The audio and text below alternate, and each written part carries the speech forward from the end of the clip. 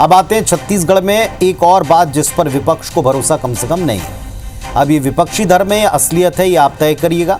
छत्तीसगढ़ की साय सरकार ने दरअसल सुशासन त्यार 2025 का ऐलान किया। शुरुआत 8 अप्रैल से हो गई। सरकारी कार्यक्रम तैयार है। सरकार के सभी अंग इसकी तैयारी में जी जान से जुटे हैं।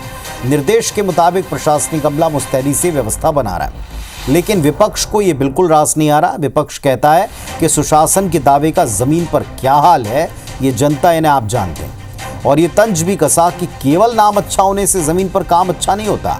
सरकार का सीधे जनता के बीच जाने के पीछे एक्चुअल प्लान क्या है, इस रिपोर्ट से समझिए।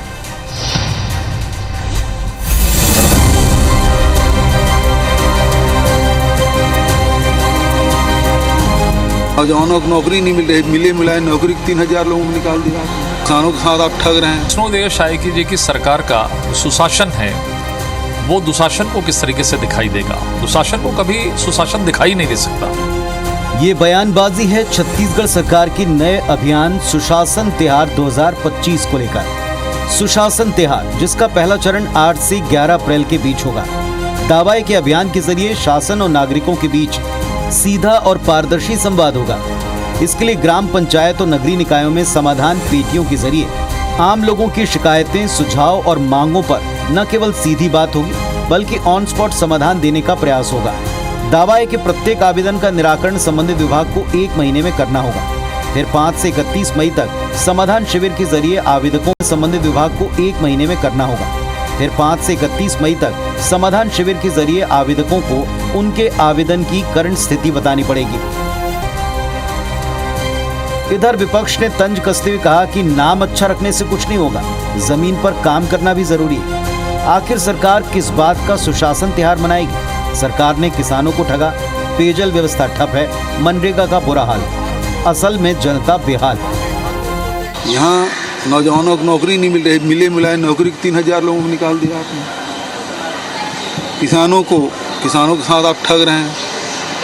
अभी गर्मी के दिन है, पेयजल की व्यवस्था नहीं है, और किसी भी गांव में चले जाइए आपको मनरेगा का एक भी काम दिख रहा होगा। किस बात की सुशासन है?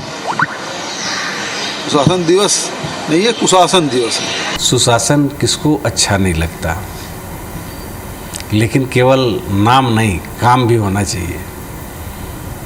आप केवल बातों का प्यार कितना चलेगा?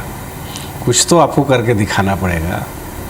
माननीय विष्णुदेव साय जी से बहुत उम्मीद थी इस प्रदेश को, और ख़ास करके आदिवासी वर्ग में, उसमें कहीं ना कहीं कमी आ रही है। जिस तरीके का भूपेश बघेल जी का पिछला 5 वर्ष भ्रष्टाचार में बीता है और कुशासन में बीता है, तो मुझे लगता है विष्णुदेव साय जी की सरकार का जो सुशासन है वो दुशासन को किस तरीके से दिखाई देगा। दुशासन को कभी सुशासन दिखाई नहीं दे सकता, और मुझे लगता है कि पिछले 5 वर्षों में भूपेश बघेल जी भी दुशासन की भूमिका में रहे और पूरे प्रदेश के अंदर में कुशासन चला, जिसका परिणाम ये रहा कि कांग्रेस के नेताओं से लेकर वरिष्ठ जो IAS अधिकारी वो आज जेल की सलाखों के पीछे हैं।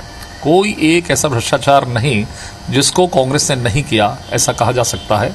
चाहे वो शराब का घोटाला हो, चाहे कोल का घोटाला हो, चाहे रेत का घोटाला हो, चाहे जमीन का घोटाला हो, चाहे रजिस्ट्री का घोटाला हो, तमाम प्रकार के घोटाले उस दुशासन के कुशासन में हुआ है। वैसे ये पहल नई नहीं। इसके पहले बीजेपी सरकार के वक्त तत्कालीन सीएम डॉक्टर रमन सिंह राज्य भर में घूम घूम कर जन चौपाल लगा चुके हैं। अलग नाम से कांग्रेस सरकार के वक्त भी सरकार के मुखिया ने प्रदेश भर में जनता से सीधे संवाद के मौके बनाए। दरअसल इस तरह की मुहिम से सरकार को योजनाओं की जमीनी हकीकत और जन का मन भांपने का मौका मिलता है। अब बड़ा सवाल है, क्या इस मुहिम का जनता को कोई वास्तविक लाभ होगा? Bureau report, IBC 24।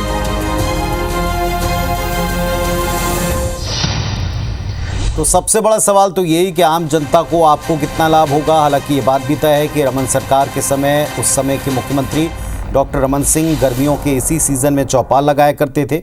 उसका भी मकसद था कि वो लोगों के बीच में जाएं, पता लगाएं कि एक्चुअली जनता तक उनकी योजनाएं पहुंच रही कि नहीं पहुंच रही। एक संवाद करने से पता चलता है कि एक्चुअली वहाँ प्रशासन किस तरह का काम कर रहा है। अब ये पहल कितनी कारगर होगी, सरकार को, पार्टी को, मुखिया को कितना लाभ देगी और जनता को कितना बेनिफिट होगा, उनकी कितनी प्रॉब्लम सॉल्व होंगी, ये देखा जाएगा।